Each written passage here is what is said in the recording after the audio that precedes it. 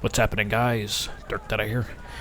And got a little quad kill feed for you. 1 and 2, 3, 4. 4 kills. Oh, that was really bad. Sleep deprivation for the win. You can get quad kill feeds in bad company. You just gotta know where to look for them. Anyway, I just want to talk to you guys again about, jumping into the PC experience. I'm just hearing it. I don't know, maybe it's just because it's the YouTube effect. And the thing is, we see a lot of, commentaries and opinions on YouTube, and we kind of think it's the gospel because, this is our only social outlet. And this is what we're getting from the community for the most part. So, and I'm seeing a big push for PC on Battlefield 3. And I'm not going to stand in your way. I just want you to sit down for a second and read a disclaimer before you go. Because there's a lot of heartache ahead, if you made the wrong decision. And it's very easy to make the wrong decisions jumping into this because you might not know what you're doing. First of all, as a 12-year, about 10 to 12-year veteran of PC, I'm going to let you know something right now. I'm going to tell you right off the bat. Unless you want to spend $700, 700 US dollars, I don't know what that is if you're in Europe or Asia or Antarctica or Somalia or wherever the hell you are. I don't know what that is, but do the math. $700 will build you a rig. You don't want to waste your money and go for $500, because when you spend $500 on a rig, you're going to buy a subpar processor, you're going to buy a very low mid-range video card, a cheap power supply, and honestly, you're wasting your money. It's like buying a Honda Civic and slapping a supercharger on it. You just made a slow car a little bit faster. It's not going to do you any justice. So just try avoid doing that. I'm not trying to harp on anyone. I'm not trying to be condescending or anything. I just, I don't want anyone to make a poor mistake, poor decision. And trust me, that $200 goes a long way. And that's not to say, you go on Newegg or something and you see like a summer deal or whatever, and you save some money. In that case, you knock yourself out. But you know what I mean. That's pretty much the starting point. I think a good gaming rig is between $700 and $1,100. Any more than $1,100, and you're buying a little bit more than you need.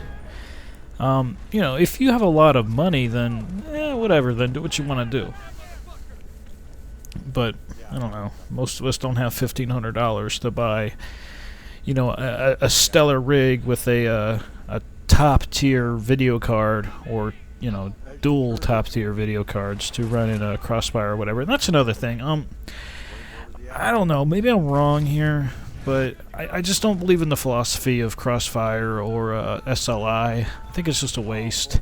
I think if you get one good video card, you're set. The dual video cards, it's a freaking headache. It's not worth it.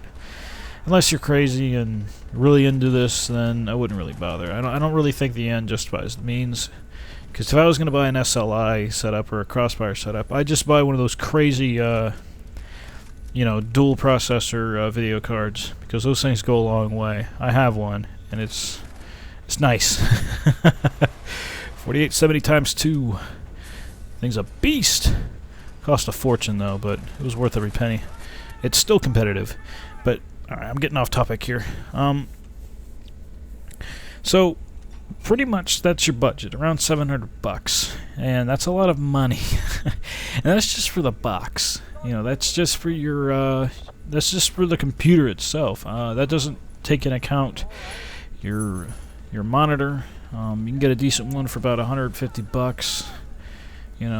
Very nice flat panel, 23 inches or so. Like I got mine for $189 for a 23.5 inch quote unquote 1080p Asus monitor, and it's great. It's got HDMI and everything, all the bells and whistles. Very nice.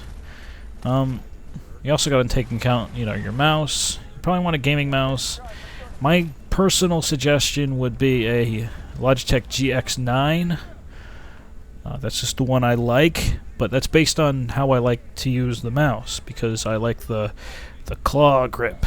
You know, it's you kind of have your hand almost like a fist instead of spreading your hand out like all wide. You might want a razor if you have a very big hand. You know, it's more of a flat. I forget what they call it. I think it's called a palm grip or a flat, or a flat hand grip or whatever. You know, you also got to take that into account. The best way to do that is just go to Best Buy and put your hand on these mice and see if it's comfortable or not. Play with the buttons. These mice are very different. You know, their button layouts are extremely different. They cater for different hand types and play styles.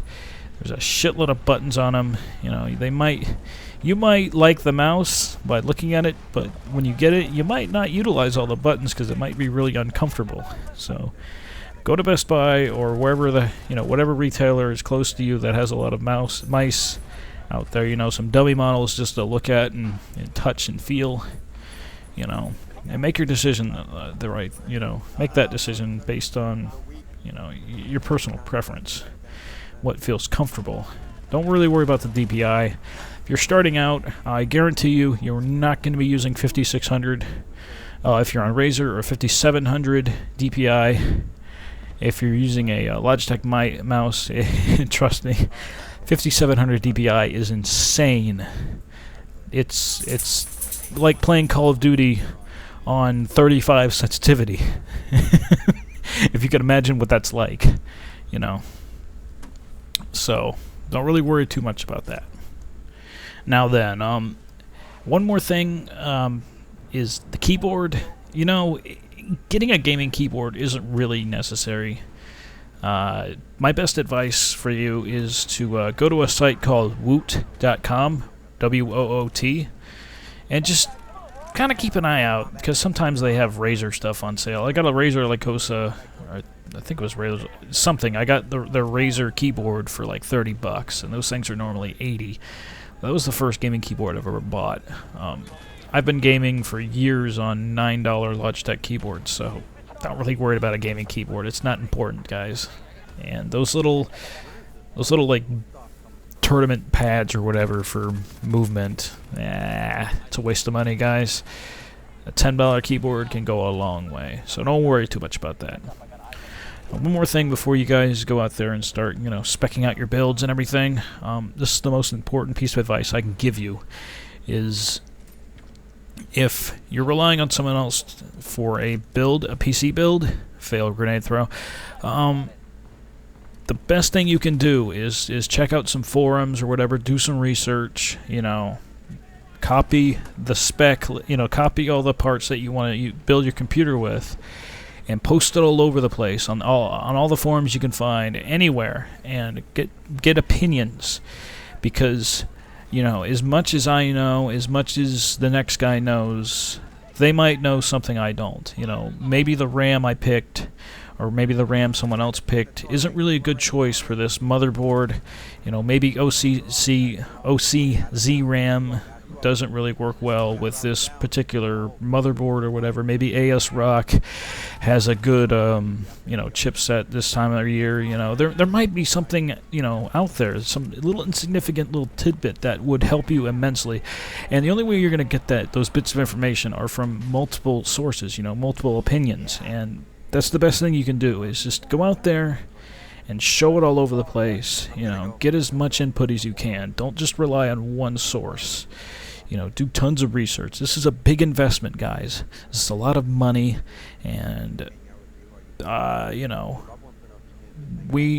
a lot of guys like me out there that know a whole lot about building PCs and speccing them out, but we don't know everything. There are just too many parts out there. There's too many combinations of parts out there, and we might have missed something. So make sure to do tons of research and just get opinions about it.